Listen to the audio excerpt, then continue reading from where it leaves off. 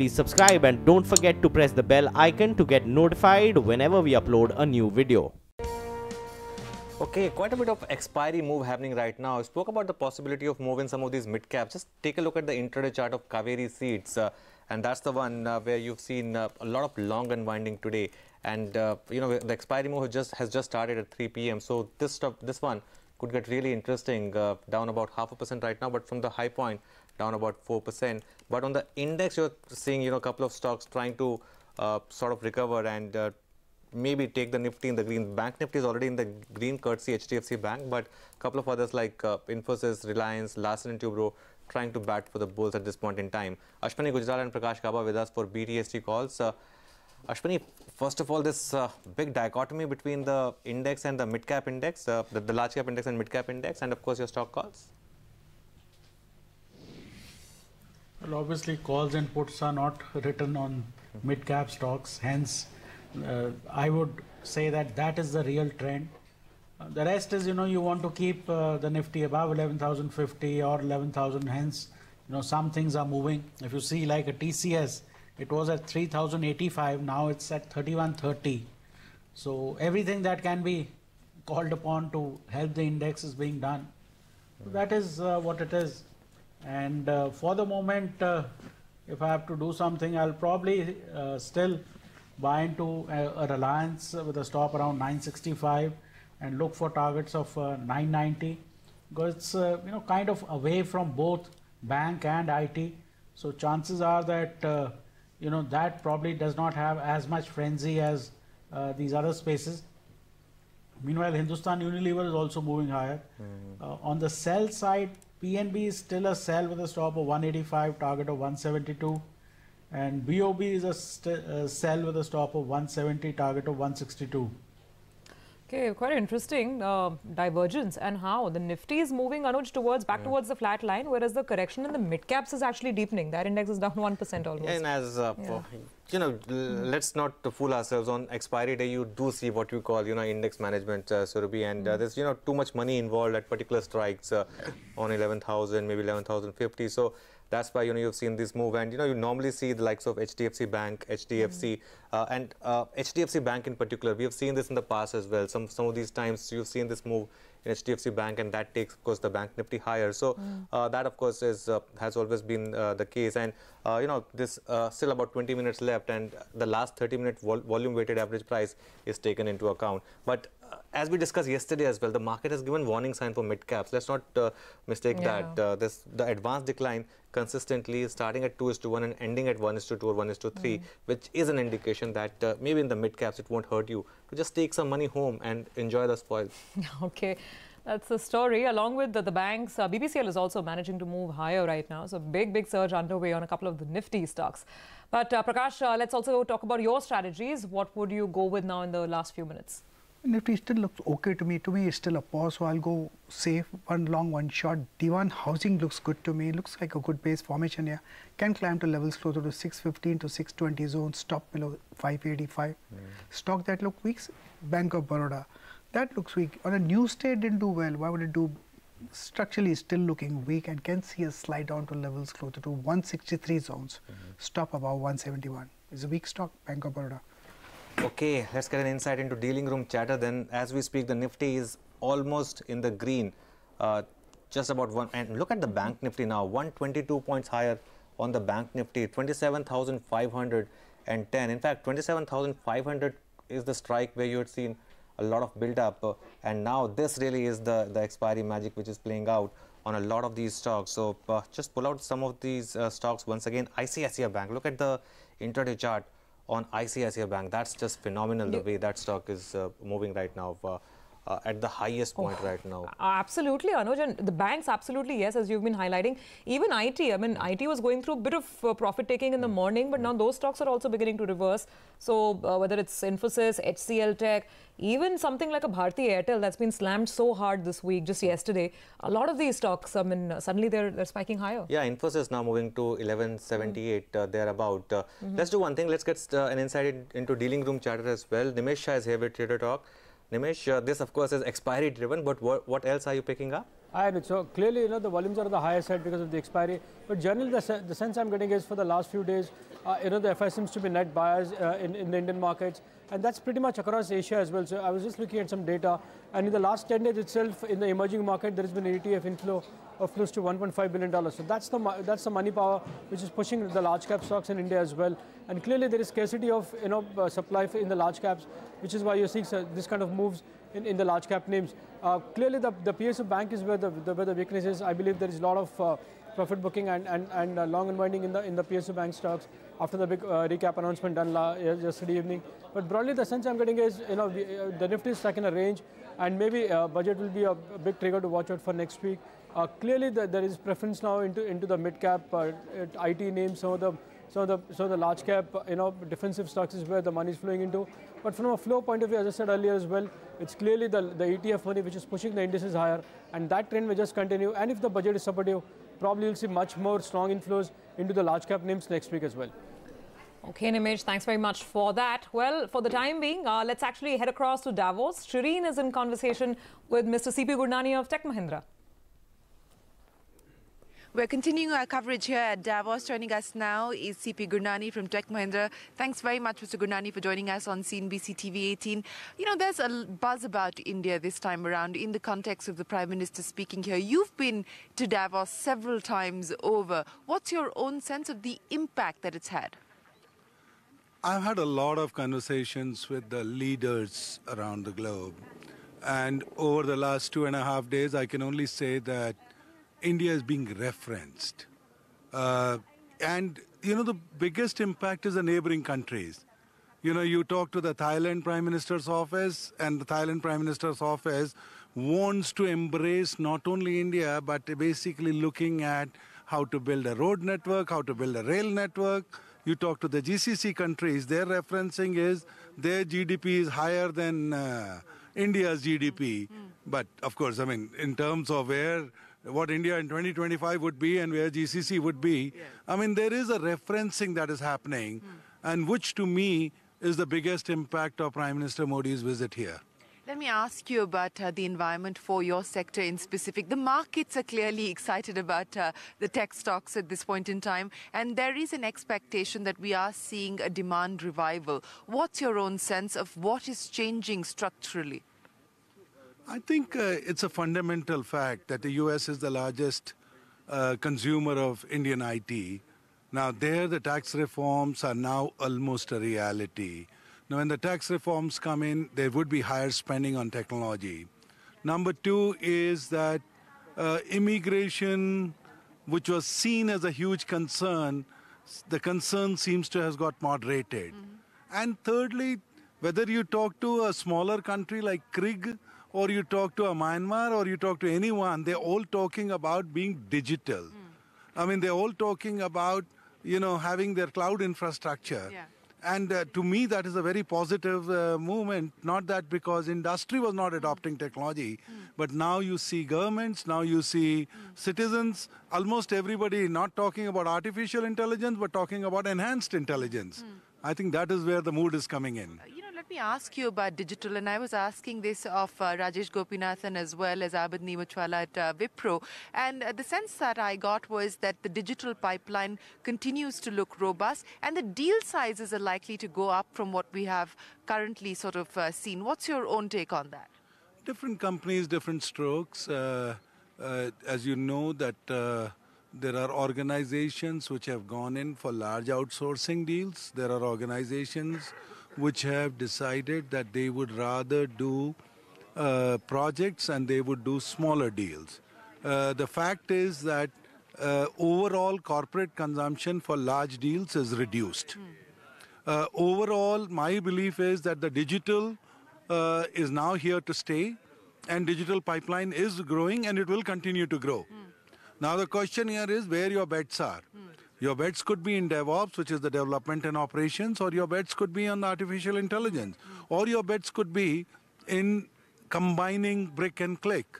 Different organizations will react differently to it, but yes, the business is growing. How strong is your pipeline looking? What's the visibility that you have in terms of the additional contribution to revenue from the digital side? I think, Shireen, that's where the quiet period comes in. 3 days later, on Monday, when I declare the results, I promise I'll talk only to CNBC. Well, we will hold you to that promise, sir. But the outlook for 2018, you feel better than the previous year?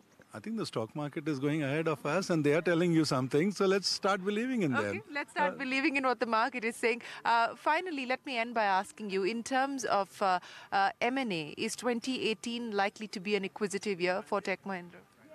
We've never taken it off our strategy. All we have done is we've become more selective about it. M&A is a part of our strategy and we will continue to look for expansion plans. Any specific areas?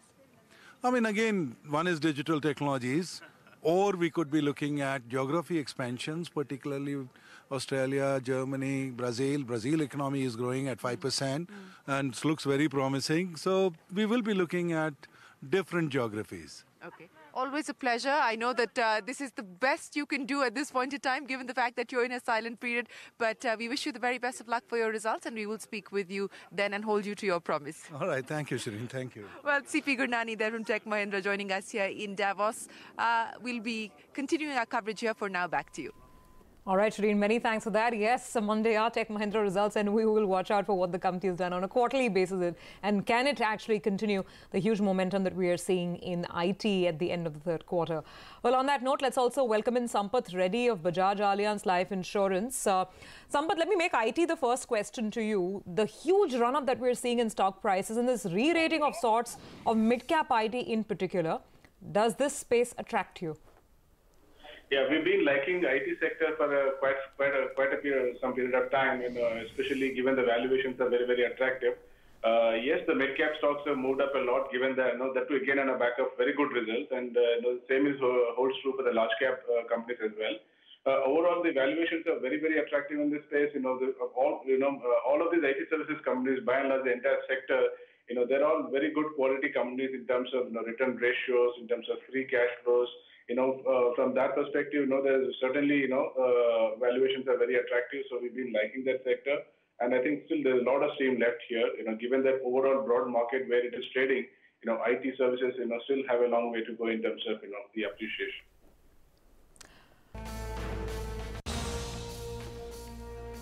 Welcome back. You are with Closing Bell, and we are counting down to the close, which is just about 8 minutes away, as the screen is telling us. Meanwhile, the excitement continues. Even on the mid-cap side, you're getting a couple of pops here and there. So, for instance, IRB Infra is now also pretty much moving to the highs of the day. There's been consistent buying on L&T as well. And the Nifty, for all practical purposes, close to that flat line once again. Prakash Diwan, let me just come to you on the other theme of the week. If there was one major result disappointment, it was, of course, United Spirits, as we know. And that took down the entire pack with it. What would you do with these stocks now? Yeah, so I think I kind of mentioned this earlier because the market doesn't seem to be in a mood to, let go of weakness in numbers, and because that's the theme for this quarter should be. Everybody is expecting very intently that earnings should improve. They have improved for some of the good companies, but typically this is first half. Remember, as we go into the first fortnight of February, you'll have the weaker ones come through. So till that happens, till the numbers are all out, I don't think there's going to be any resumption of buying in the McDowell stable. There are lots of issues that seem to have manifested themselves in the earnings, the weakness, particularly if they're not able to do that margin growth with premiumization. Volume growth is also kind of struggling somewhere, which the explanation doesn't seem to really go down very well. So I believe these are times where you would have to kind of start getting slightly real with earning expectations, and anything that's not kind of catching up with earnings is going to be let off on the sidelines. Nobody is going to be interested in buying into these stocks because the mood is fairly conservative in terms of buying things which you could be relying you could rely on in terms of visibility of earnings. So look at L&T Finance Holdings. I mean, NBFCs have not been doing well, but here you have a company that definitely started showing a lot of promise in spite of that 50%, 60% jump in the last few quarters. So I think earnings is going to be center stage very clearly, and United Spirits or the UB Holdings pack, the entire pack really doesn't hold much of ground on that count. Okay, fair enough. Sampath, your thoughts on the auto space now. Of course, we will only get to react to Maruti's numbers on Monday. But how would you look at some of the large cap frontline names now? We've been liking that sector as well, especially passenger cars. The growth has been very good. But, given that the valuations are, the way the stock prices have moved, we've been, relatively moving towards an underweight kind of a position in the, automobile sector. Though, at this point in time, the electric vehicles is not a real threat for the sector, but in the long run, that seems to be, a reality where electric vehicles could take a significant market share. Because of that, there could be some disruptions in that sector. So we've been, very wary of this particular sector at this point of time, and looking to, have an exposure through the automobile ancillaries. There are some good quality auto ancillary companies. There the valuations are still attractive. So we are trying to play this sector more through the ancillaries than through the OEMs as of now. Okay. So Ashwani, what would be the key takeaway for the week? Clearly at lower levels there's some buying, and we could attribute it to expiry. But in the mid caps there's some selling pressure. So what would be your advice now for traders? See, this is a narrow market. Yesterday it was narrow, there was no expiry. Today it's narrow. A narrow market cannot keep moving higher, because finally those narrow stocks which are taking it up, they will also start correcting. Also, for the last couple of days, a bit of global weakness has started. Now, in case that develops into something bigger, then all markets are up, and it will create a even faster momentum on the downside. So this people should remember. So when I come on Monday, I'll be as eager to go short as I would be to go long, because today if you remove these expiry related plays, the market is down. Let's face that. And possibly you will get an opportunity to go short on Monday itself. But today's low is now sacrosanct. If we start breaking even that, then some amount of correction will start, and probably the last 7, 8, 10 sessions, the meteoric gains, they will all get taken out, and if a correction comes, you will go to at least 10,500. Okay. For what it's worth, we are trying to claw back to the flat line as the day closes out. Prakash, just your thoughts on some of the PSU stocks. We've been discussing them. So even now, despite all the pullback around expiry, it's not helped something like a State Bank of India. That's a stock that's still down 5%. So what would you do with them now? In fact, the PSU stocks, even after good news, if they are breaking, which basically tells me that there's much more weakness to come in the days to come. Today was the first day. I think it's just started a slide, and the market cannot go without the help of PSU. So it has to come down. Okay. Sampath, let me get in your views on the mid-cap themes that you would go with, if at all, because if there's one thing this week has taught us is the mid-cap vulnerability, which has come back. The index is up only 0.5% for the week, whereas the large-cap indices have managed a 1.5% weekly up move. So how are you going about your selection there, and which are the themes that you would still back? Overall, within the the large cap versus mid cap, the valuations are very, very high in the mid cap sector as such. Historically, if you look at it, the large cap to mid cap premium wise, they're at historical high levels.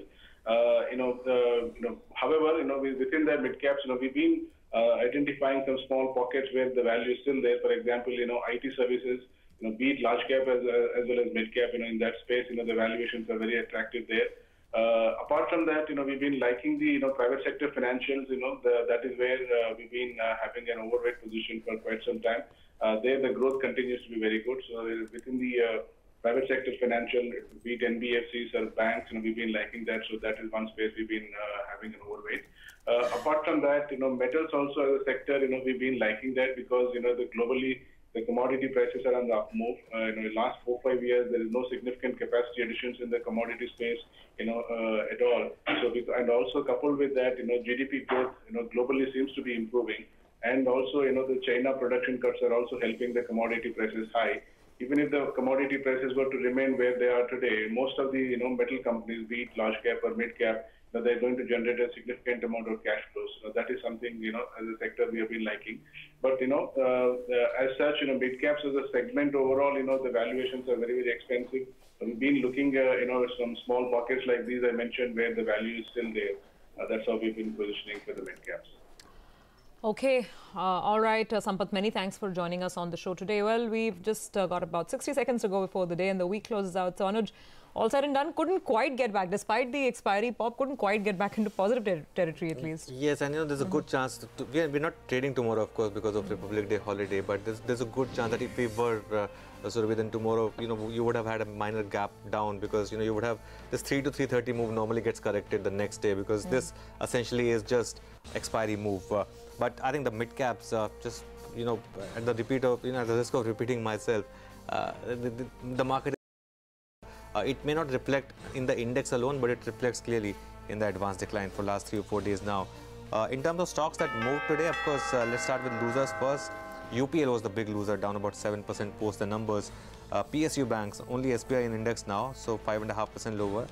There's some selling happening in Maruti for sure. For last many days now, Maruti is a stock. It used to be the strongest stock. Of late, it's become the weakest index stock. So from 10,000 to 9,300, it's been a swift move on Maruti. Apart from that, Infosys was down a bit, TCS was down a bit, Yes Bank was down a bit. On the way up, ICICI, Larsen & Toubro, and a couple of others like Kotak and Axis did well. But mid caps was where we saw some kind of problem. Absolutely, yeah. First of all, of course, all the banking names, I mean, not strictly mid caps, many of these stocks. But anyway, so, the likes of Syndicate, Indian Bank, 6.5% down, OBC, Canara Bank, between 5%, 6-7%, depending on which one you are picking up. Let's get the final close on an IDBI bank, because some of these weaker names are the biggest beneficiaries. They get the maximum amount of money, which is one of the reasons why the market was disenchanted with the whole program as well. And even IDBI is finally going home with a cut of about 1%. Couple of stocks on the financial side that bucked the trend are actually DHFL. So DHFL was one name which managed to see the buyers come back. Otherwise, financials haven't been a very sort of exciting spot today. Biocon, the big disappointment after results, 4% down over there. You've got selling continuing on a United Spirits, 3.5% lower on that stock. MRPL has lost about 3% as well. Then some of the other big names like Bata, 2.5% on the lower side. Motherson Sumi has lost ground today. So the mid caps don't give you a good feeling at all in terms of the price action. Exide is down to 2.5%. PFC, PTC, many of these stocks on the way down. In fact, if I talk about the winners, then there are only few names to spot. Some of the Adani Group companies managed to do well. Adani Enterprises is going home with a gain of about 4%. You're finding some buying on Dish TV today. I mentioned DHFL earlier. Delta Corp, which was falling very, very dramatically yesterday, today, little bit of stability, 2.5%. And these are few names. Largely, it was, a sea of red across the mid-cap PSU universe and some of the other more volatile mid-caps as well. So that's pretty much how it seems to be rounding off. Anuj, almost 180 points gone from the mid-cap index. Oh, yes. Let's take final thoughts then, Prakash. What would be the Monday trade there? Well, Anuj, the setup is such that's more the textbook classical pattern says the market is getting exhausted in the upper regions. Even if we close where we are today, or if it closes higher from here from Monday, Tuesday, Wednesday, the setup is such that we are going for a correction. So it's tired, and I would say that I would be looking for shorting opportunity wherever I can. Okay, Ashwani, so do you think a correction could have started, and if yes, do you think this would be a tradable correction? See, I would think so, because entire gain from 10,550 till this point will get taken out, because this sort of parabolic or gain which happens very sharply generally gets taken out entirely. That depends on global factors. But I have something more interesting, that money is moving out from erstwhile leaders into new leaders. So maybe money is moving out of Maruti into TCS, or from NBFCs into mid-cap IT. So that people should keep an eye on. If Maruti was a leader for 3 years, it's not necessary it will be a leader for the next 3 years as well. So watch where the money is going. Maybe the next, quote-unquote NBFC is the NIT Tech. I mean, whatever happened, NIT Tech did not come down all through the day. So it will be useful to keep an eye on that, because we haven't spoken about it. Crude is at 71. So maybe financials will kind of lose some steam, and maybe techs will gain that steam. So that's how you should be positioning. Well, Ashwani, they say stock prices are supposed to see things ahead of the lay eye, ahead of conventional wisdom. Let's see if that ends up being true. Very interesting sort of analogy there. Yes, the kind of buying that we've seen in IT. Let's see if it's sustainable, if it's the start of something even bigger. Well, gentlemen, on that note, we are going to wrap up this edition of Closing Bell. Thank you very much for being with us. Have a great weekend, and we will see you with the markets again next week.